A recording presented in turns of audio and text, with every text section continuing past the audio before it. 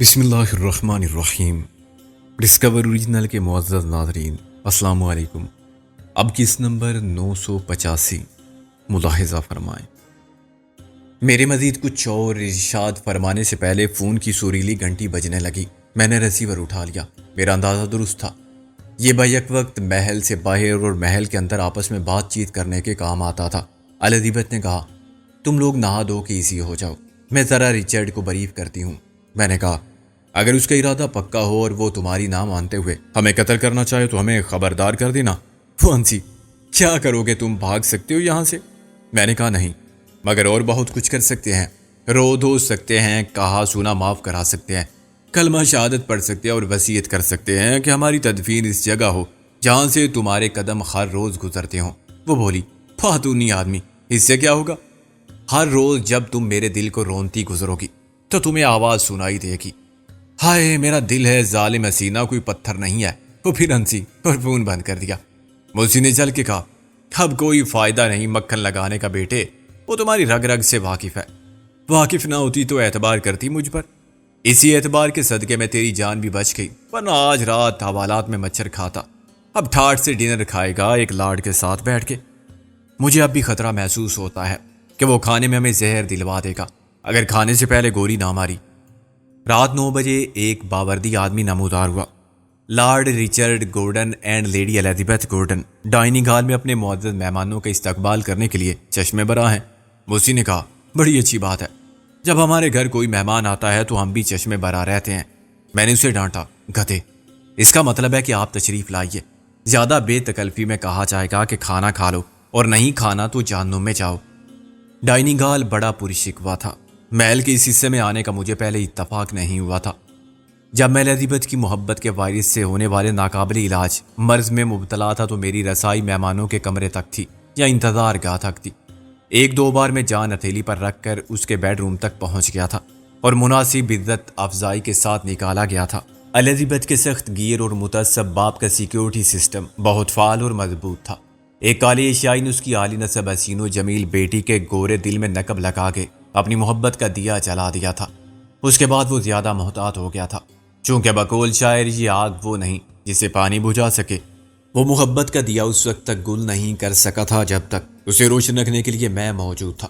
مجھے حدود برطانیہ سے نکالنے کے بعد اس نے میرے خلاف ڈس انفارمیشن اور بد نیتی پر مبنی پراپوگنڈا مہم چلا کے کامیابی حاصل کی، اور الزبتھ کو مجھ سے بدظن کرنے کے بعد اس کی شادی کاکروچ سے کرنے میں کامیاب رہا۔ اس کے بعد دنیا میں کرنے کے لیے کچھ نہ تھا، چنانچہ وہ رحلت فرما گیا۔ اس کی زندگی میں مجھے محل کے اندرونی حصوں تک کیسے رسائی حاصل ہو سکتی تھی؟ وہ مجھے قتل کروانے سے پہلے اس ڈائننگ ہال میں آخری توام پیش کر سکتا تھا اور تعزیتی اجلاس کی طرح مجھے جان چھوٹے جانے کی خوشی میں تعزیتی ڈنر بھی دے سکتا تھا، مگر مجھے معزز مہمان کی حیثیت سے یہاں مدعو کر لے، یہ اس کی زندگی میں ممکن نہ تھا۔ مجھے خوشی ہوئی کہ یہ دیکھنے سے پہلے ہی وہ اس دنیا سے رخصت ہو گیا تھا۔ شاہ بلوط کی سیاہ پالش سے چمکتی ہوئی منقش اور سنہرے حاشیے والی کرسیوں کے قطار میں گھری ہوئی میز ہال کے ایک کنارے سے دوسرے کنارے تک پھیلی ہوئی تھی۔ میرے اندازے کے مطابق اس میز پر ایک ساتھ 50 افراد بیٹھ کے ڈنر تناول فرما سکتے تھے۔ بعد میں یہ اندازہ غلط ثابت ہوا۔ اس پر 26 افراد کی گنجائش تھی، 12 ایک طرف اور 12 دوسری طرف، دو آمنے سامنے۔ ایرانی قالین اور کرسٹل کے نصف درجن فانوسوں سے مزین اس کمرے کے بالکل آغاز میں سر ریچرڈ گورڈن عرف کاکروچ سیاہ سوٹ کے ساتھ سیاہ بوٹائی لگائے بادب با ملاحظہ ہوشیار کھڑا ہوا تھا۔ الزبتھ نے بھی اپنا لباس بدل لیا تھا اور وہ فارمل پارٹی ڈریس میں تھی، یوں جیسے 2 افراد کے لیے نہیں، ڈنر 20-22 معزز حضرات و خواتین کے اعزاز میں دیا گیا ہے۔ ریچرڈ کے لبوں پر خوش اخلاقی کی مسکراہٹ اس کے دل پر حکمرانی کرنے والی بیوی کے حکم کی تعمیل کے لیے تھی۔ سر تسلیم خم ہے جو مزاج یار میں آئے، اس نے انتہائی شائستگی سے کہا، ویلکم ٹو ایلزی پیلس۔ کیسے مزاج ہیں آپ کے مسٹر سکندر بخت؟ اور آپ کا کیا حال ہے مسٹر محسن شیروانی؟ ایلزی پیلس غالباً اس محل کا نیا نام تھا جو الزبتھ کے نام کی مناسبت سے رکھا گیا تھا۔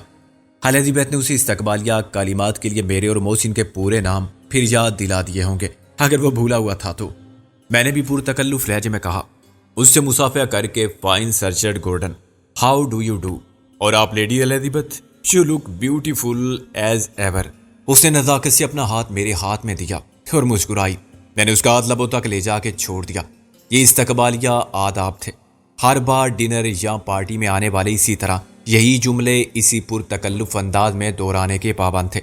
ہم اتنی لمبی میز پر روایتی طریقے سے نہیں بیٹھ سکتے تھے، ورنہ ایک کنارے پر سر رچرڈ گورڈن نظر آتے، دوسرے کنارے پر الزبتھ، اور ہم دو اگر آمنے سامنے بیٹھتے تو کس کے ساتھ؟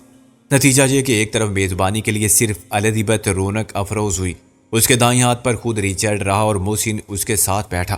مجھے عین رچرڈ کے مقابل جگہ ملی۔ کھانے کے دوران میں بہت رسمی قسم کی بے حد شریفانہ گفتگو ہوئی، کیونکہ ویٹر آہٹ پر کان درے دست بستہ کھڑے تھے۔ ان کے سامنے میں سرچ گورڈن کے کندھے پر ہاتھ مار کے کہتا، "you dirty cockroach, sewerage line کے کیڑے، تم بازی جیت گئے۔ میری محبوبہ پر اپنے سازشی ہتھ کنڈوں سے قابض ہو گئے۔ تو نہ صرف یہ کہ اس کی خاندانی ناک جڑ سے کٹ جاتی، بلکہ شاید الزبتھ اور ویٹر سب پٹ سے گر کے بے ہوش ہو جاتے کہ تو عام گام اس قسم کی گھری ہوئی ذہنیت کی غماز بازاری گفتگو۔ او مائی گاڈ! ہمارے آبا و اجداد کی عالی نسل، عالی نسب ارواح کو کس قدر شرمندگی ہوگی کہ ہم نے اس شرافت و نجابت کے ماحول کو کیسے لوگوں کو بلا کے خراب کیا۔ ایسا رویہ ان کے لیے اتنا ہی ناقابل تصور تھا جیسے اپنے خوبصورت اور آراستہ ڈرائنگ روم میں گندے جوڑ سے غسل فرما کے قدم رنجا فرمانے والی بھینس کا وجود، جس کے معطر بدن سے کیچڑ اور غلاظت بہہ رہی ہو۔ سر چڑھنے اور لیڈی الزبتھ نے ہم سے اور ہم نے ان سے بے حد رسمی سوال کیے، انڈیا کا موسم کیسا ہے؟ سوری سر، میں پاکستان میں ہوں۔ یہ پہلے ہندوستان کا حصہ تھا، پھر مسلمانوں نے اپنی الگ حکومت قائم کر لی۔ او یس، مجھے یاد آ گیا، جنگ عظیم دوم کے بعد انگریزوں نے اس ملک کو آزادی دی تھی۔ تو تم کیا کر رہے ہو وہاں؟ ابھی کوئی خاص کام نہیں، بس پلان کر رہا ہوں کہ اپنی جائیداد اور جاگیر کی آمدن کو کیسے اور کہاں انویسٹ کیا جائے۔ اور آپ سر رچرڈ غالباً وزارت داخلہ میں ہیں۔ او یس، وقت گزاری کے لیے تو کچھ کرنا ہوگا۔ آپ نے ہمارا گھر دیکھا؟ It is beautiful. آپ کی حسین بیوی کے شایان شان اور ان کے ذوق و جمال کے مطابق اس نے دل ہی دل میں مجھے گالی دی ہوگی۔ سور کا بچہ تانا دیتا ہے کہ محل میری بیوی کا ہے اور ذوق جمال سے کیا میں آ رہی ہوں۔ کھانے کے 7 کورس تھے جو سوپ سے شروع ہو کے کافی پہ ختم ہوئے۔ کافی پینے کے لیے ہم اسموکنگ روم چلے گئے اور وہاں کھل کے بات ہوئی۔ آج تم نے سب کے سامنے مجھے کاکروچ نہیں کہا؟ وہ بولا۔ میں نے کہا، وہ پرانی بات ہے جب ہم نوجوان اور نادان تھے۔ کیا اب تم ذہنی طور پر بالغ ہو گئے ہو؟ وہ بولا۔ میں نے کہا، پتہ نہیں، کیا تم اب کاکروچ نہیں رہے؟ الزبتھ نے فوراً مداخلت کی، ریچیز سکندر کی کچھ پرابلم ہے۔ اچھا، کیا پرابلم ہے؟ اس نے سگار چلاتے ہوئے کہا۔ اگر میں کچھ کر سکتا ہوں، میں نے کہا، تم بہت کچھ جانتے ہو۔ مثلاً یہ کہ میں نے کراچی سے یہاں آنے کے لیے قانون کے مطابق کوشش کی تھی۔ ناکامی کے بعد میں نے ایک غیر قانونی طریقہ آزمایا تھا اور عین وقت پر فرار نہ ہوتا تو وہیں دھر لیا جاتا۔ تم نے اپنے کونسلیٹ کو میرے خلاف پوری طرح بریف کر دیا تھا۔ خیر، قصور تمہارا نہیں۔ جو کچھ تم میرے بارے میں جانتے تھے اس کے بعد تمہارا معاندانہ رویہ غلط قرار نہیں دیا جا سکتا۔ ہم دوسری طرف نکل گئے، یعنی پہلے کولمبو گئے، وہاں سے پیرس پہنچے اور پیرس سے چھپ کر لندن آئے۔ 100% غیر قانونی طور پر سفری دستاویزات کے بغیر یہ رپورٹ بھی تمہارے محکمے کے نمک خواروں نے تمہیں دی ہوگی۔ اس نے پہلو بدل کر کہا، ہاں کچھ سنا تھا میں نے کہا، اس وقت مجھ سے رچرڈ گورڈن بن کے بات مت کرو۔ میں یہاں ایک پرانے دشمن کی حیثیت سے دوستی کا ہاتھ بڑھانے اور غلط فہمیاں رفع کرنے آیا ہوں۔ ہم پڑھے لکھے اور مہذب لوگ ہیں، ہمارے رویے میں فراخ دلانہ لچک اور مفاہمت کی گنجائش ہونی چاہیے۔ ہم نے 4 سال ساتھ گزارے، ایک دوسرے کے لیے ہم صرف کلاس میٹ تھے۔ ہماری مصروفیات میں آپس کی رفاقت اور رقابت سب شامل تھی۔ یہ زندگی ہمیں آنے والے وقت کی ذمہ داریوں کے لیے ایسے ہی تیار کرتی ہے۔ ہم بچپن میں اور پھر جوانی میں خواہشوں کی ناکامیوں سے اور خوابوں کی شکست سے، چھوٹی چھوٹی محرومیوں سے، جذبات صدمات کے بڑے بڑے دکھ اٹھانے اور علائم و مصائب کا مردانہ وار مقابلہ کرنے کا سبق سیکھتے ہیں۔ اس نے مجھے عجیب سی نظروں سے دیکھا۔ تم تو فلاسفر ہو گئے ہو؟ نہیں، میں پریکٹیکل ہو گیا ہوں۔ جو میں کل تھا وہ آج نہیں ہوں، اور جو آج ہوں کل وہ نہیں ہو سکتا۔ ہمیں حقیقت کا ادراک ہونا چاہیے کہ اس وقت ہم کہاں ہیں اور ہمارے درمیان تعلق کی اصلیت کیا ہے۔ آج میں ایک دوسری دنیا سے وارد ہوا ہوں۔ اس دنیا کے مسائل کے بارے میں تم کچھ نہیں جانتے، نہ تم ان تبدیلیوں کا اندازہ کر سکتے ہو جو میری شخصیت اور کردار میں رونما ہوئی ہیں۔ تم تسلسل کے ساتھ ایک زندگی جی رہے ہو جو کسی خلل اندازی کے بغیر وہی ہے جیسی تم نے اپنے لیے پسند کی۔ میرا معاملہ اس کے برعکس رہا۔ مجھے اس زندگی سے بے دخل کر دیا گیا، زبردستی، لا قانونیت اور بدماشی کے ذریعے، جس پر میرا حق تھا، یا میں سمجھتا تھا کہ وہ زندگی مجھے واپس منتظر ملے گی۔ میں فکر و غم اور اندیشوں سے بے نیاز زندگی کی ایک موروثی جائیداد کے ساتھ حاصل کر لوں گا۔ میرے لیے سب کچھ میرے باپ نے پہلے ہی کر دیا تھا۔ میری زندگی کے حصے کی ساری مشکلات خود اس نے جھیلی تھی تاکہ مجھے کبھی پریشانی سے باسا نہ پڑے۔ یہ پرانے وقتوں کے باپ بوڑھے لوگ کیسے جذباتی انداز فکر رکھتے تھے۔ بھلے یہ ممکن ہے کہ زندگی میں کسی کو رنج و غم، دکھ اور پریشانی ہی نہ ملے، یہ سب زندگی کے ساتھ قبول کرنا پڑتا ہے۔ کسی کو کم، کسی کو زیادہ۔ اس کم اور زیادہ کے لیے ہی زندگی کی جد و جہد ہے۔ غم ہے تو اس کا مداوع بھی ہے۔ رنج کا خوگر ہونے ہی میں خوشی ہے۔ سارا سال بہار کے پھول کھلتے ہیں تو بہار میں کیا حسن نظر آتا۔ خزاں بھی اہم ہے۔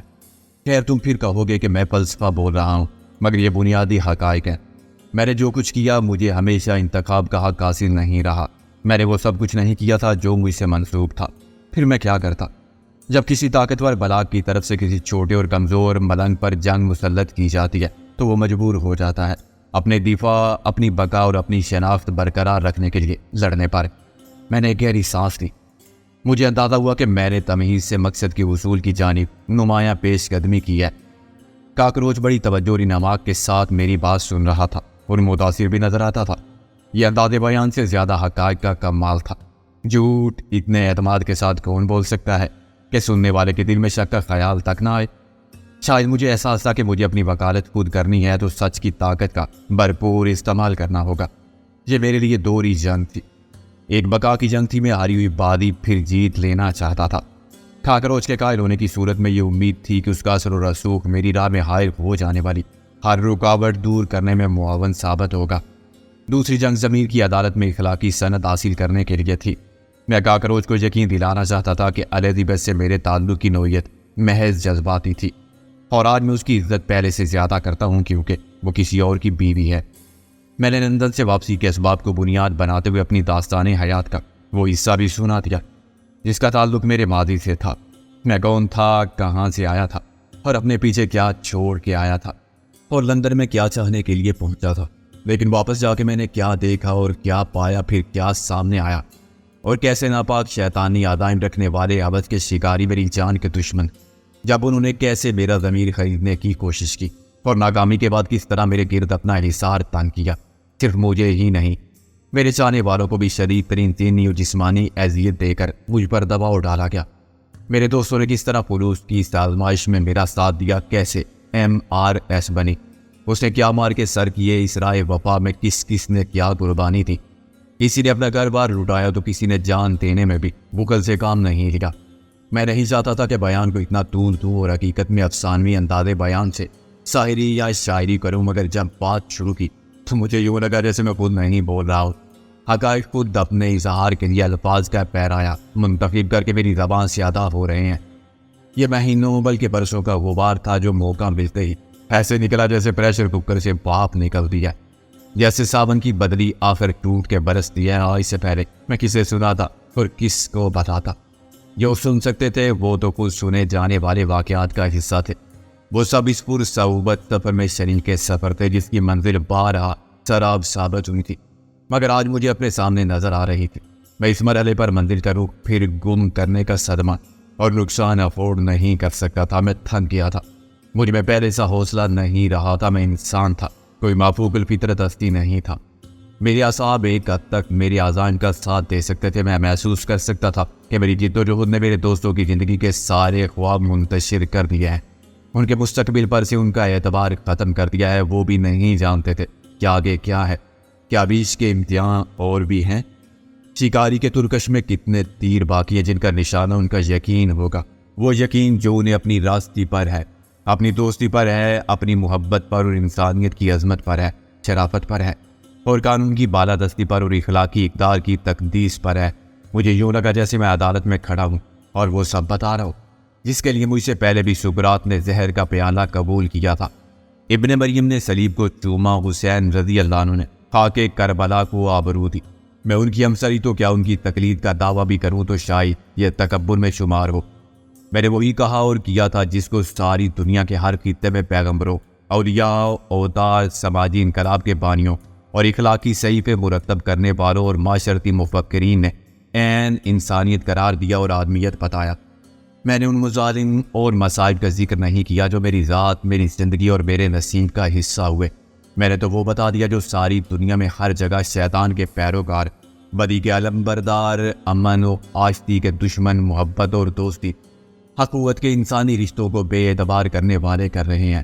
یہ خیر و شر کی پرانی مارکہ آرائی کا نیا محاذ تھا جس پر میں نے MRS کے نام پر ایک اور جنگ لڑی۔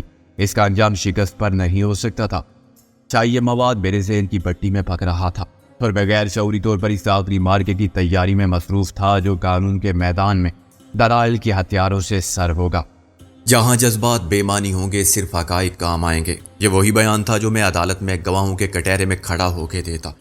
اب اس کے لیے وقت باقی نہیں رہا تھا۔ اچانک سب سے بڑی عدالت کا فیصلہ سامنے آ گیا تھا اور چودھری دلاور نے آخری مارکے سے پہلے ہی شکست تسلیم کر لی تھی۔ میری حالت اس بچے جیسی تھی جس نے بڑے جوش و خروش اور کامیابی کے 100% یقین کے ساتھ کسی مقابلے کے لیے دن رات تیاری کی ہو، مگر اسے آخری وقت میں بتایا جائے کہ انعام اسے دے دیا گیا ہے کیونکہ مقابلے کے لیے دوسرا حریف کوئی نہیں۔ جو حریف تھا وہ قضائی الہی سے فوت ہو گیا ہے۔ اس بچے کی خوشی میں کتنی مایوسی ہوگی، کتنا رنج اس وقت ہوگا جب وہ بلا مقابلہ جیتنے کے باوجود دل گرفتہ ہو تو اس کا شفیق باپ کہے کہ ہاں بھائی، ہم بھی تو سنے کہ تم نے کیا تیاری کی مقابلے کے لیے، اور اس وقت وہ بچہ فرض کرے کہ وہ اکیلا نہیں بول رہا ہے، اس کے سامنے پنڈال ہے جو سامعین سے کھچا کھچ بھرا ہوا ہے اور اس نے اپنی تقریر سے سما باندھ دیا ہے، جادو کر دیا ہے سننے والوں پر۔ جب میں خاموش ہوا تو یہ خاموشی جاری رہی۔ اس خاموشی میں ان سب کی سوچ گونج رہی تھی جو میرے ساتھ تھے۔ عدالت کی فل بینچ فیصلہ مرتب کر رہی تھی۔ وہ غور و خوض کے بعد سچ کو جھوٹ سے الگ کر رہے تھے۔ قانونی موشگافیوں سے ادڑی ہوئی، جھوٹے گواہوں کے بیانوں سے مسخ ہو جانے والی اور الفیہ تضاد بیانی سے شناخت کھو دینے والی حقائق کی لاش کا معائنہ کر رہے تھے اور اصل حالات و واقعات کو مفروضات سے اخذ کر رہے تھے۔ فرق صرف یہ تھا کہ یہاں ہائی کورٹ یا سپریم کورٹ کے جج نہیں تھے۔ فیصلہ کرنے والی ایک عورت تھی جو مجھ پر اعتبار کرتی تھی، اور ایک مرد تھا جو اس عورت کا شوہر ہونے کے ناطے اور بغض و عداوت کے جذبات سے مغلوب ہو کے میرے سچ کو جھوٹ قرار دے سکتا تھا۔ لیکن الدیبت نے کہا کہ وہ کینہ پرور نہیں ہے، کہ اس نے یہ بیان محض ایک روایتی طور پر وفادار بیوی کا تاثر برقرار رکھنے کے لیے دیا تھا۔ سر رچرڈ گورڈن کا رد عمل حوصلہ افزا تھا۔ آہستہ آہستہ اس پر چڑھا ہوا احساس برتری کا ملمہ اترنے لگا۔ وہ سر رچرڈ گورڈن کی پر نخوت اور مصنوعی رکھ رکھاؤ والی شخصیت کے خول سے باہر آ رہا تھا۔ وہ پہلے کے مقابلے میں زیادہ ایزی تھا اور بے تکلفی سے مسکرانے بھی لگا تھا۔ اس نے درمیان میں مجھ سے جو سوالات کیے وہ اس بات کی علامت تھے کہ وہ میرے کیس کو پوری توجہ اور دلچسپی کے ساتھ ذہن نشین کر رہا ہے۔ خاموشی کے ایک طویل وقفے کے بعد اس نے الدیبت سے کہا، میرا خیال ہے کہ ہمارے دوست بھی ایک کپ کافی کی ضرورت محسوس کر رہے ہوں گے۔ اس نے تمہارے دوست نہیں کہا تھا، ہمارے دوست کا لفظ استعمال کیا تھا۔ ہم تو پہلے ہی ادب آداب کو بالائے طاق رکھتے ہوئے صوفے پر دراز تھے اور پھر کشن کے ساتھ قالین پر پھسل گئے تھے۔ کچھ دیر بعد اس نے بھی اپنا سرکاری فوٹو والا پوز ختم کر دیا اور ہماری طرح فری ہو کے ایسے بیٹھ گیا جیسے ہر شریف آدمی اپنے گھر میں بیٹھنا پسند کرتا ہے، پاؤں صوفے پر سمیٹ کر یا خود فرش پر لمبا لیٹ کر اور پاؤں صوفے پر پھیلا کے یا کشن کو گود میں اور بغل میں دبوچ کر۔ میں نے کہا، اگر میں تمہیں کاکروچ کہوں الدیبت کے سامنے تو تمہیں برا لگے گا؟ وہ ہنس پڑا، نہیں، اب مجھے کوئی فرق نہیں پڑتا۔ مجھے معلوم ہو گیا ہے کہ میں کاکروچ نہیں ہوں۔ تم کو بھی میں کرسی کی ٹانگ یا گدے کی دم کہوں تو it is just a joke. اس کے بعد مذاق بے لطف ہو جاتا ہے۔ میں نے کہا، میں اس نتیجے پر پہنچا ہوں سکندر۔ اس نے کہا، ویسے تو میرے پاس تصدیق کے وسائل کی کمی نہیں، میں تمہارا سارا ریکارڈ دیکھ سکتا ہوں، چودھری دلاور سے پوچھ سکتا ہوں یا اس نیگرو جاج سے اور اس کے وکیل سے معلوم کر سکتا ہوں، لیکن میرا خیال ہے کہ تم پر ویسے ہی اعتبار کر لوں۔ آخر کیوں؟ میں نے کہا، اس لیے کہ تمہاری بات مجھے سچ لگتی ہے۔ اصل مسئلہ یہی ہوتا ہے، بعض اوقات جھوٹ کو سچ بتانے والے کمال کرتے ہیں۔ وہ عقل کو قائل کر سکتے ہیں، لیکن یہ جو دل کا معاملہ ہے نا، یہ ذرا مختلف ہوتا ہے۔ دل بہت کم گواہی دیتا ہے کہ کوئی بات مان لی جائے، وہ عقل اسے تسلیم نہ کرتی ہو۔ یعنی تم قائل نہیں ہوئے، بس دل کے ہاتھوں مجبور ہو؟ نہیں، تمہارے معاملے میں عقل کا فیصلہ وہی ہے جو دل کا ہے۔ میں تم پر یقین کرنا تو نہیں چاہتا، مگر تم نے مجھے مجبور کر دیا، پتہ نہیں کیسے، اور اب میرا دل تمہاری طرف سے بالکل صاف ہے۔ میں نے کہا، تھینک یو، مگر کہیں تم الدیبت کا دل رکھنے کے لیے تو ایسا نہیں کہہ رہے ہو؟ وہ ہنسا، عورتوں کو اور خصوصاً الدیبت جیسی بیوی کو یقیناً ہم جیسے زن مریدوں پر جذباتی بالادستی حاصل رہتی ہے، لیکن میں نجی مسائل کو اپنے عمومی فرائض سے الگ رکھتا ہوں۔ الدیبت کی سفارش سے تمہیں کوئی فائدہ نہ ہوتا، شاید الٹا نقصان ہو جاتا۔ اس نے تو صرف یہ کہا تھا کہ ایک بار تمہاری بات سن کے فیصلہ کروں۔ انصاف کا تقاضا بھی یہی تھا۔ میں تم سے رقابت کے جذبات بھی رکھتا تھا، دراصل تمہارا پرانا تاثر کچھ اور تھا، بعد میں اس تاثر کو مزید خراب کیا گیا۔ مجھے ایسی اطلاعات ملتی رہیں جو غالباً بد نیتی پر مبنی اور جانبدارانہ تھی۔ مجھے خوشی ہے کہ میں تمہاری غلط فہمی رفع کر سکا۔ میں سمجھتا ہوں کہ تمہارے ساتھ اول تا آخر زیادتی ہوئی۔ الزبتھ کے معاملے میں تم بہت جذباتی تھے۔ مجھے ابھی الزبتھ نے بتایا کہ تم نے بھی اپنی غلطی کا اعتراف کیا۔ کون سی غلطی؟ اگر تمہاری شادی الزبتھ سے ہو جاتی تو بہت خرابی ہوتی۔ اس فیصلے میں عقل کا کوئی دخل نہیں تھا اور شدید جذباتی رد عمل کا مظاہرہ تمہاری غلطی تھا، جس کی بنا پر تمہیں یہاں سے نکالا گیا۔ اب تم تسلیم کرتے ہو کہ وہ ٹھیک تھا۔ الزبتھ کے باپ کی سوچ متعصبانہ نہیں، پریکٹیکل تھی۔ یس، ہم ایک دوسرے کے ساتھ نہ خوش رہ سکتے تھے اور نہ وفادار۔ تم اس کے لیے موزوں ترین شوہر تھے۔ اس نے بالکل صحیح انتخاب کیا بعد میں، اور یہ بڑی اچھی بات ہے کہ آج ہم سب اسی فراخ دلی کے باعث پرانے دوستانہ جذبات رکھتے ہیں۔ ہم ایک دوسرے کے دشمن نہیں ہیں، ایک دوسرے کے نقطۂ نظر کو سمجھ رہے ہیں۔ اور کیا؟ بس اتنا کافی ہے۔ اب مجھے یہ بتاؤ کہ اس معاملے میں ملوث ہوئے بغیر میں تمہارے لیے کیا کر سکتا ہوں؟ میرا خیال ہے کہ تم صرف نظر کر سکتے ہو، یعنی ہمارے قانونی مسائل ہم پر چھوڑ دو اور بس ہم دلاور کے ساتھ نکل جائیں گے۔ پولیس کی دخل اندازی سے 10-12 گھنٹے کی تاخیر ہوئی، مگر وہاں کے معاملات کسی پریشانی کے بغیر طے ہو گئے۔ تم نے ہمارا نقطۂ نظر سمجھ لیا اور میں نے اپنی پوزیشن کلیئر کر دی۔ رہے یہاں کے قانونی معاملات تو بعد میں تم جیسے چاہو سمیٹ لو۔ اس نے سر ہلایا۔ تمہارا کیا پروگرام ہے؟ میں نے کہا ہم جانا چاہتے ہیں فوراً۔ کوئی عرض نہیں، تم صبح چلے جانا۔ میں نے کہا وہ کیوں؟ ابھی کیوں نہیں؟ اس وقت رات کے 12 بجے؟ الزبتھ نے کہا وقت کی پابندی ان کے لیے اہم ہوتی ہے جو کسی معمول پر کاربند ہو۔ یہ غیر معمولی صورتحال ہے۔ موسی نے کہا رات کے 12 بجے اور صبح کے 7 یا 10 بجے میں کیا فرق ہے؟ ہم یہ 5 گھنٹے یا 10 گھنٹے بڑی ٹینشن میں گزاریں گے۔ رات بھر آرام سے سو سکتے تو شاید رک جاتے، مگر ان حالات میں نیند آنے کا کوئی سوال نہیں۔ ہمارے اعصاب پر ایک خوف ضرور سوار رہے گا، نہ جانے اچانک کیا ہو جائے۔ چودھری دلاور کچھ بھی کر سکتا ہے ہوش میں آنے کے بعد۔ پھر تقدیر جو کھیل ہمارے ساتھ کھیل رہی ہے۔ محسن بولا اوکے، جیسی تمہاری مرضی۔ ریچرڈ نے کہا میں تمہاری ہر طرح سے مدد کرنے کے لیے تیار ہوں۔ میں نے اسے حیرانی سے دیکھا۔ میں نے سنا تھا کہ تم بہت اصول پرست ہو۔ ٹھیک سنا تھا تم نے، عام طور پر ایسا ہی ہوں، مگر ہر شخص کے لیے جذباتی رشتوں کی کچھ مجبوریاں ہوتی ہیں جب وہ خود اپنے اصولوں پر کاربند نہیں رہ سکتا۔ میں کوئی فرشتہ تو ہوں نہیں۔ بعض اوقات ملازمت میں اوپر والوں کے لیے بھی گنجائش نکالنی پڑتی ہے۔ میں تمہارے لیے کیوں نہ نکالوں، خصوصاً ایسی صورت میں کہ خود میں محسوس کرتا ہوں کہ تمہارے ساتھ قانون کے نام پر لا قانونیت ہوئی اور انصاف کے نام پر نا انصافی۔ میں نے اسے ہاتھ ملا کر کہا تھینک یو ڈیئر کاکروچ۔ مجھے خوشی ہے کہ تم نے پریکٹیکل ہونے کا ثبوت دیا، حصول، ضابطے اور قاعدے کی آڑ لے کر اپنی معذوری ظاہر نہیں کی۔ میں ہمیشہ تمہارا احسان مند رہوں گا، اور مجھے یقین ہے کہ ہم پھر ملیں گے تو بہت اچھے حالات میں، پرانے دوستوں کی طرح بہت جلد ملیں گے۔ الزبتھ بھی خوش تھی کہ اس نے جو کہا تھا وہی سچ ثابت ہوا۔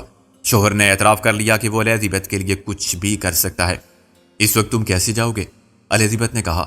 میں نے کہا یور ہائنس، جیسے آپ لائی تھی ویسے ہی باہر نکال دیں۔ میں تو پہلے بھی نکالا چاہتا تھا۔ موسی نے کہا اگر تمہاری گاڑی کے شناخت ہونے سے کوئی خرابی پیدا ہونے کا امکان ہو تو ہمارے لیے ٹیکسی بھی طلب کی جا سکتی ہے۔ ریچرڈ نے اطمینان کا سانس لیا۔ ٹیکسی بہتر رہے گی۔ میں نے کہا شاید چودھری دلاور کو ہاسپٹل سے ساتھ لے جانا ہمارے لیے مشکل ہو۔ اسے وہاں سے پولیس نے داخل کرا دیا تھا اور پولیس کی تحویل میں رکھا تھا۔ ریچرڈ فکر مند نظر آنے لگا۔ ہاں، یہ پرابلم ہو سکتی ہے۔ خیر، میں کچھ کرتا ہوں۔